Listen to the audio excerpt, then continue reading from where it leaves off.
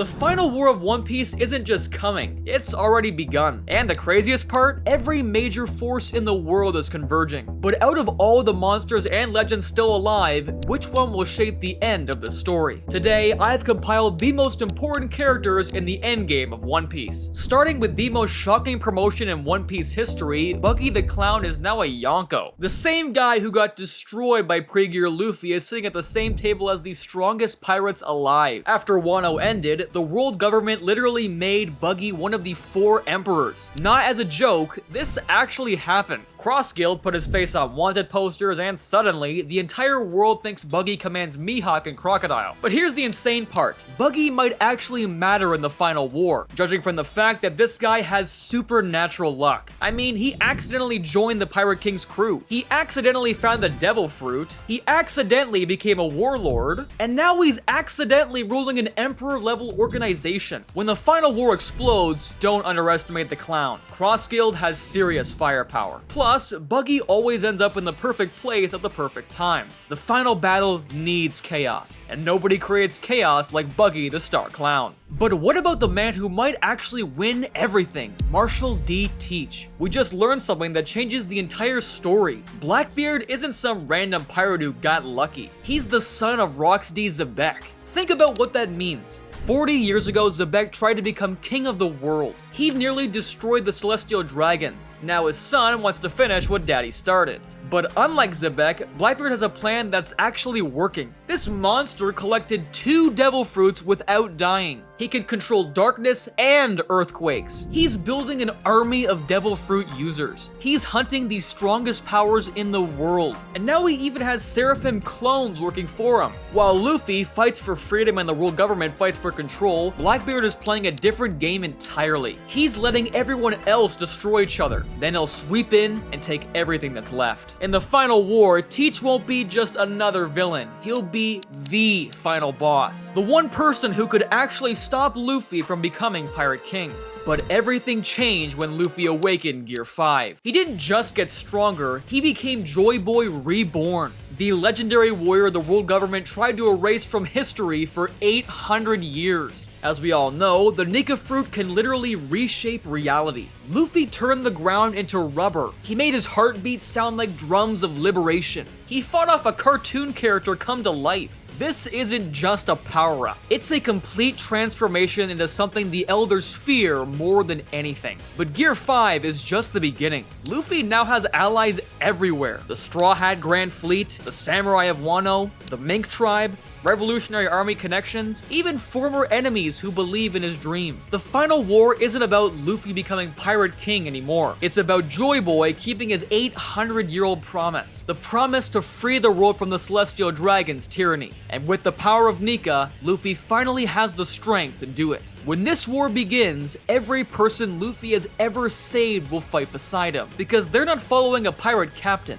they're following a legend come back to life. But wait, we just discovered the most shocking truth about Shanks. He's not just an emperor who inspired Luffy. He's the biological son of Saint Figarland Garling, one of the 5 elders who rule the world. Since Shanks has Celestial Dragon blood running through his veins, the same bloodline as the tyrants who enslaved nations and call themselves gods. But instead of using that divine privilege, Shanks became a pirate. He rejected everything his father represents. And there's more family drama coming. Shamrock, Shanks' twin brother, serves the world government as a god's knight. 2 brothers with the same blood fighting on opposite sides of the war that will decide everything. In the final conflict, this family reunion is going to be explosive. Picture Shanks facing his tyrannical father in battle. Imagine him confronting the brother who chose oppression over freedom. This isn't just political anymore, it's deeply personal. Shanks being ready for war means the red-haired pirates are finally picking a side. The man who ended the war at Marineford is about to start the biggest war in history. And when Shanks draws his sword, even the world government should tremble. Sabo just became the most wanted man alive. The Revolutionary Army's second-in-command infiltrated the Reverie and exposed everything. He revealed that Emu exists. He proved the world government destroyed the Lucia Kingdom. He turned the whole world against the Celestial Dragons. But Sabo isn't just fighting with information. He's fighting with Ace's flames. The The Maramara no Mi burns for revolution now. Every time Sabo uses that fire, he's honoring his fallen brother and carrying on everything Ace died fighting for. As Dragon's right-hand man, Sabo commands 5 revolutionary armies across the globe.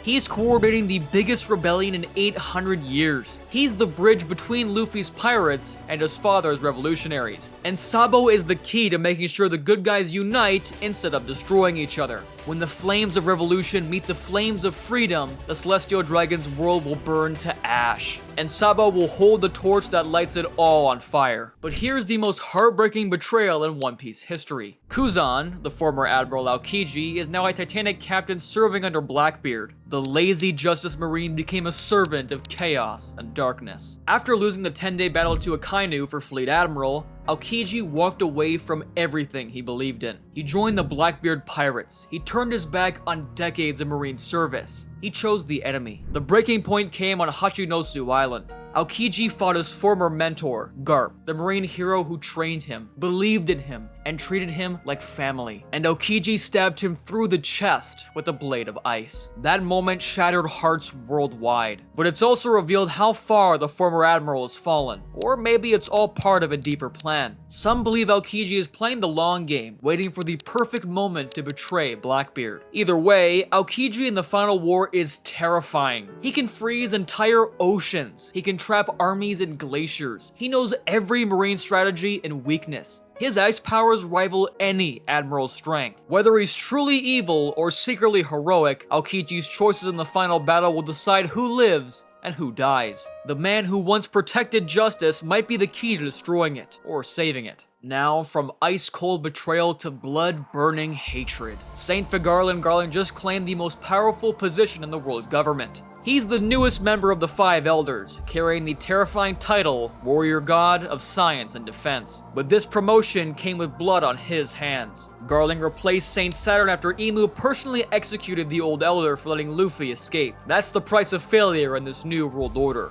Death, even for gods. Here's where your heart breaks. Garling is Shanks' biological father, the celestial dragon who abandoned his own son to maintain his divine status. The man who chose power over love, tyranny over family. Imagine that father-son reunion in the middle of a war that will decide everything. Garling commands the God's Knights, not Marines, not CP agents, but the celestial dragon's personal army of elite monsters. These are the weapons the world government saves for absolute emergencies, and the final war qualifies as the ultimate emergency. When the battles rage, Garling won't just be defending a government. He'll protect a system that treats his own son as a criminal. The father who threw away love will face the son who chose freedom. Only one vision of family can survive. But not everyone is here to destroy, as Captain Koby represents something beautiful in a world gone mad. Proof that good people can become strong enough to change everything. This isn't the same scared kid who cleaned Alvida's ship anymore. Koby survived the Rocky Port incident. He earned a 5-star bounty worth 500 million berries. He fought Blackbeard face to face and lived to tell about it. He's mastering Garp's legendary fighting style under the hero's personal training. But Koby's greatest strength isn't his fists, it's his unbreakable moral compass. While other Marines follow orders blindly, Koby still asks the hard questions. Should we really hunt pirates who save people? Should we really serve masters who destroy islands? Should we really call this justice? The final war will force Koby into an impossible choice. Obey corrupt leaders and betray everything he believes in, or stand up for what's right and risk being branded a traitor by his own organization. The future of the Marines rests on officers like Koby, young leaders who remember their true purpose, protecting innocent people, not serving tyrants. When the smoke clears, Koby might be the one who rebuilds the Marines into something the world can actually respect. That pink hair might just be the color of hope itself. 800 years of lies adhere. The empty throne that supposedly belongs to no one, someone's been sitting on it this entire time. Someone the 5 Elders kneel before. Someone who can erase entire civilizations with the push of a button. That someone is Imu. We just watched Imu's true power destroy Lelouchia Kingdom. Not defeat it, not conquer it, erase it. An entire island with millions of people was vaporized in seconds by the Mother Flame ancient weapon. Like, this isn't a human being. This is a god of destruction wearing human skin. But here's what makes Emu truly terrifying. They're absolutely scared. Terrified of Joy Boy returning. Terrified of the D-Clan awakening. Terrified of anyone who might remember the truth about the Void Century.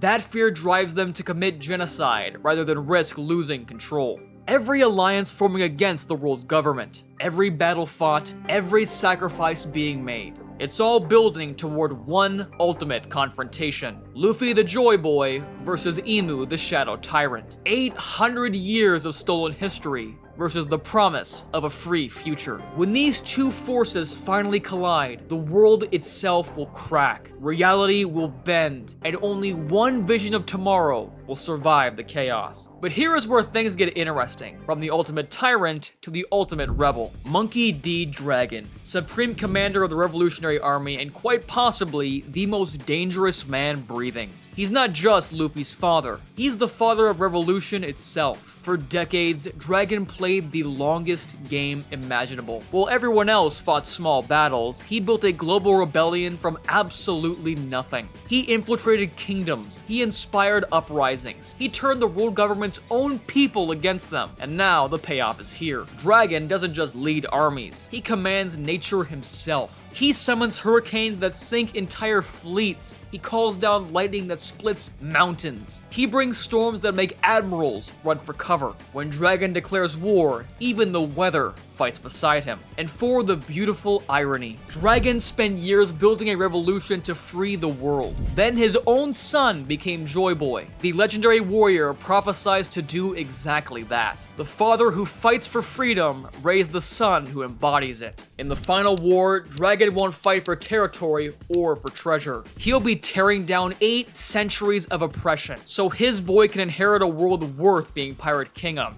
When the Revolutionary Army storms Marijoa, they won't just be soldiers. They'll be every dream of freedom that was ever crushed under a Celestial Dragon's boot. And now we reach the most heartbreaking revelation of all, Shamrock, the God's Knight, whose very existence rewrites everything we thought we knew about Shanks. Because Shamrock isn't just another elite warrior, he's Shanks' twin brother. 2 babies were born with identical Celestial Dragon blood. 2 completely opposite destinies chosen in the darkness. Shanks rejected his divine heritage and became an emperor who protects the weak. Shamrock embraced his godly status and became a weapon that serves the strong. On Elbaf, we witness Shamrock's terrifying power. His blade transforms into Cerberus, the mythical 3-headed hellhound of ancient legend. This isn't just another devil fruit ability. This is primordial power made flesh. The kind of ancient weapon the world government hides for the end of the world. But Shamrock represents something deeper than raw strength. He's Shanks' shadow.